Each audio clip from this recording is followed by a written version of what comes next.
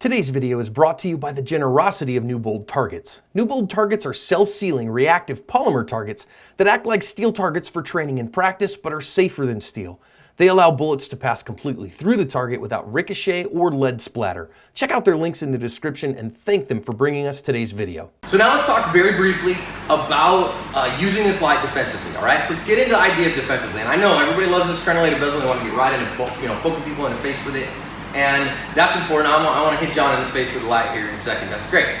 But the first thing that I like to use a light for is you can use it as a long distance eye poke, okay? And what do I mean by that? So if we're fighting, we don't have lights in our hands, right? So if something goes down here, and I'm sitting here and I reach out and I get him in the eyeballs. If you ever watch the MMA, right? If you've ever watched a UFC fight, what happens when somebody gets poked in the eye? They stop coming forward. And what happens in the fight? They stop, kind of like chill the fight out. So it's a break time, right? Wait, that's a foul. Timeout, stop. Why would they do that? You got time to recover.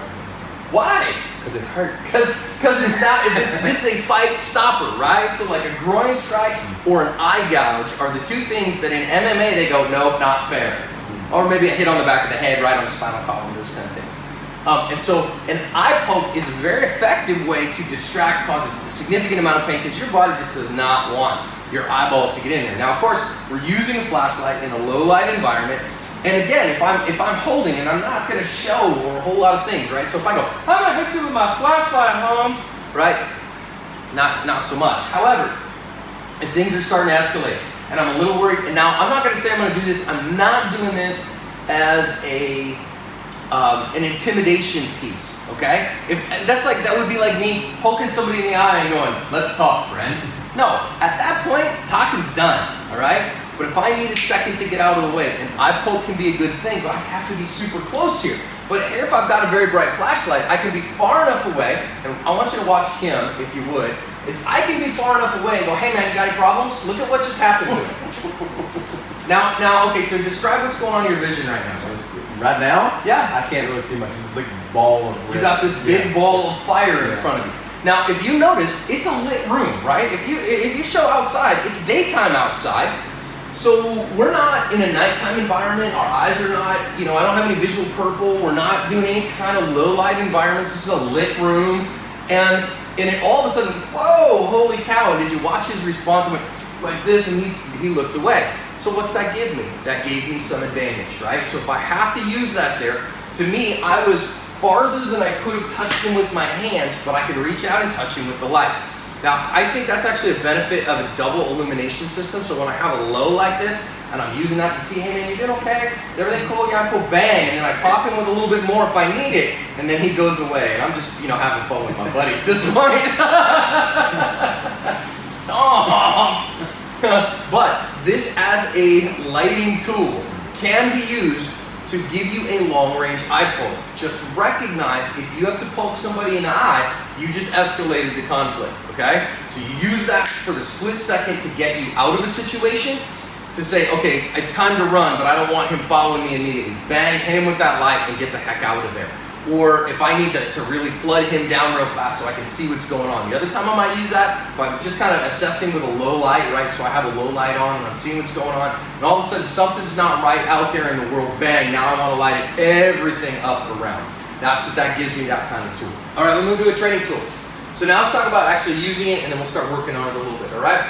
So if I put this away in my pocket, my general rule is that if I'm fighting a guy who wants to hurt me or whatever, in a defensive context, right? Some people like closed fists, and the reason they like closed fists is they don't want to hurt themselves, right?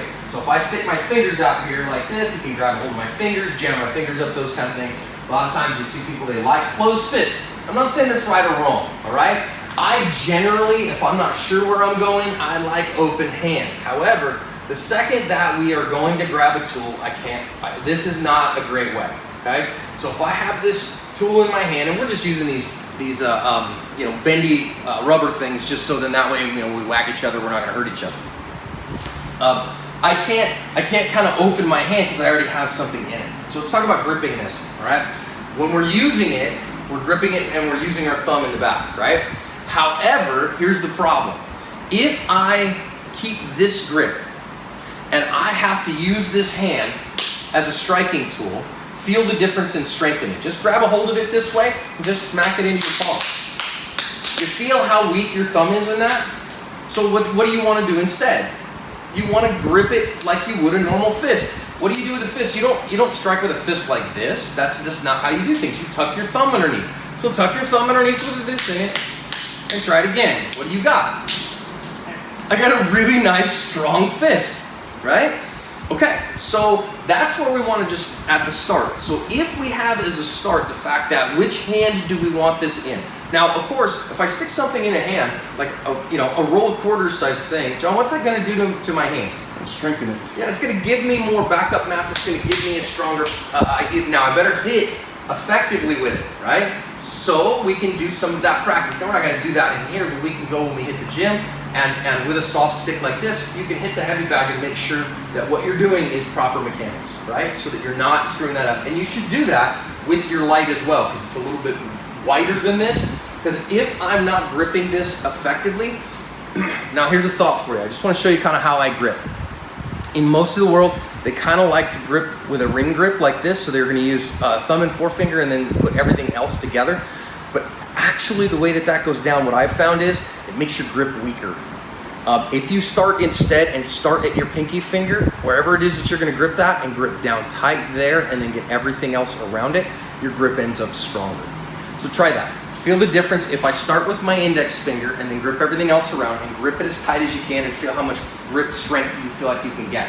Now let it loose nice and easy and then start gripping with your pinky and get down on it. Candice, what do you find in grip strength wise there? Which one feels like more grip on that? Definitely pinky first. Yeah, definitely pinky first, right? And if we think about it, this is the same thing if I'm actually gripping onto somebody. If I grip a hold of them with my index finger first, I can only get so much. But if I start with pinky finger, I can really hold them down, okay?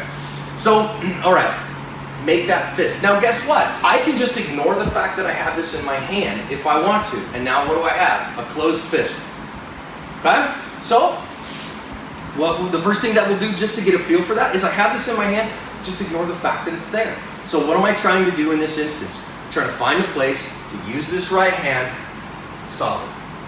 Now, if you've had any kind of striking training, where's the best place? Would I rather have this most solid hand front, or would I rather have it rear? How about you, John? What would Back. this is my power hand, right? Which one do I like it in? I like my power hand to be my dominant hand. My right hand is my dominant hand, so give me that hand. So let's just go about the room just for a minute, just work with your partner, and you're just trying to find how would I use this here. Now the only challenge, of course, is your fist's a little bigger. Your fist's just a tiny bit longer. So if John's here and he's got his hand up, and I try to push past that, I might catch him on that. Well, we'll talk in a minute. That may not be as bad a thing as I think it is, but just try it a minute. Okay? Now we're just shadow boxing, right? He's not gonna actually get at me. Okay, good. Yes, good. Does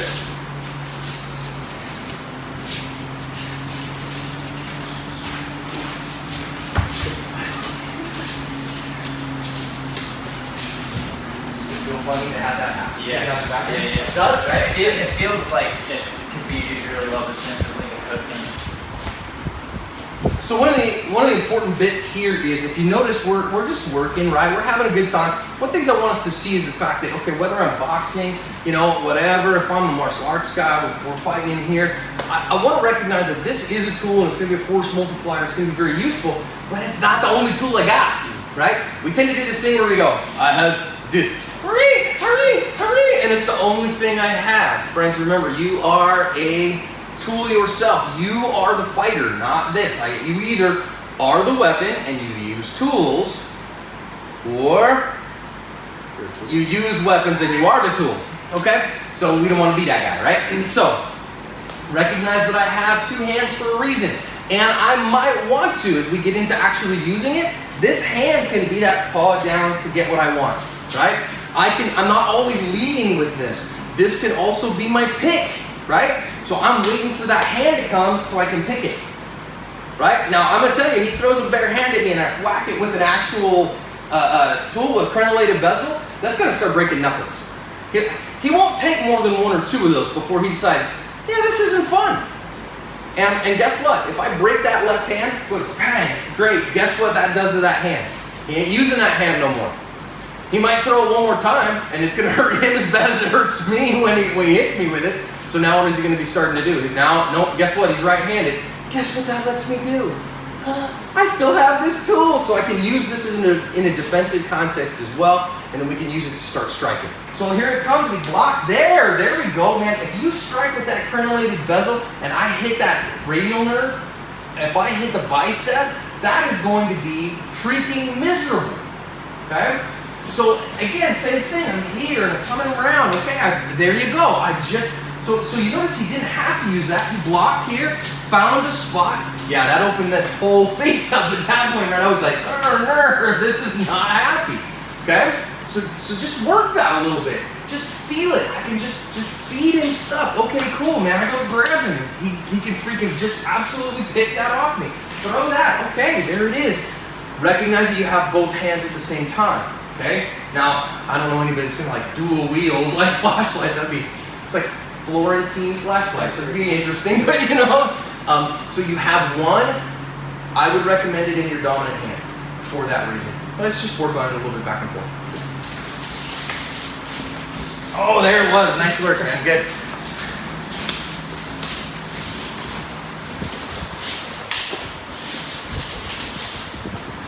Cut your elbows a little bit, and you won't sit. So sitting out here with the tool, you'll lose a little bit of power here. So if I'm sitting here instead, standing here, yes.